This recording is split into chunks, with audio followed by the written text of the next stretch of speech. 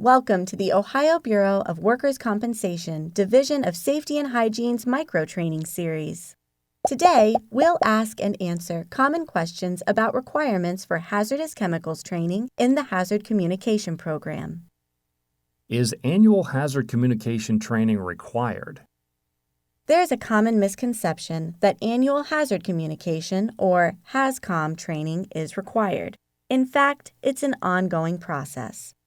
The Occupational Safety and Health Administration requires employees be trained when they begin working with a hazardous chemical or when returning from an extended leave. This new exposure to a chemical can be from starting a new job, transferring departments, or from a new chemical being brought into the work area. What is required in my company's HazCom training? OSHA requires two types of training: general training and specific training. General training includes awareness of the standard and the details of the employer's written program.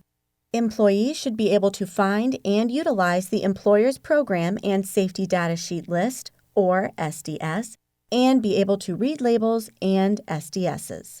This includes understanding potential hazards and how to prevent exposure.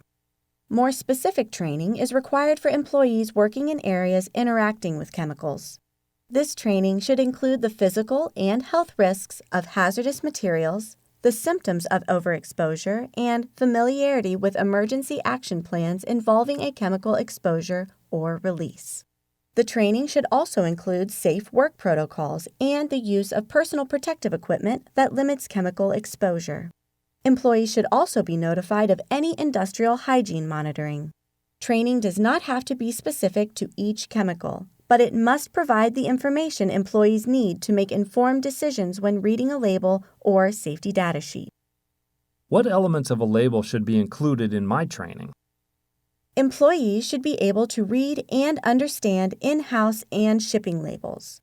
On a shipping label, they should recognize the product identifier, which may be different than its common name. Employees also need to understand the significance of the label's signal word: danger or warning. Danger is used for more severe hazards, while warning is for less severe hazards. Employees should be able to interpret pictograms and associate them with hazard types.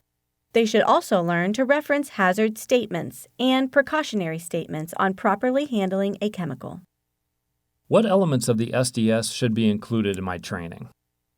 Training should also include an overview of all sections of the safety data sheet. Certain sections, like the hazard identifier, first aid measures, and exposure controls, can be covered in more detail.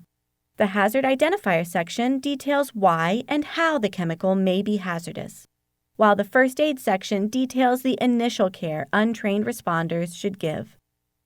The exposure controls section covers the protective equipment to wear and ways to protect yourself. Who is responsible for training temporary employees? Temporary agencies and host employers are responsible for training temporary employees. Both can be cited for not providing adequate training before these employees start a new position.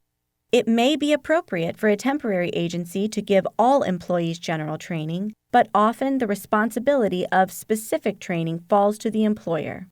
Employers are most familiar with the workplace chemicals present and previous industrial hygiene monitoring. Do I need to train employees on chemicals that are used in an office setting? The answer here is maybe. The HazCom standard does not apply to consumer products when they are used the same way in the home. For example, if an employee uses soap to wash their hands throughout the day, this would be considered normal consumer use and does not have to be included in HazCom training. However, if the employee works for a chemical company that manufactures or tests the soap, the exposure is significantly more than what would be expected in the home. In this case, the employee must be trained on hazards associated with repeated use of the cleaner.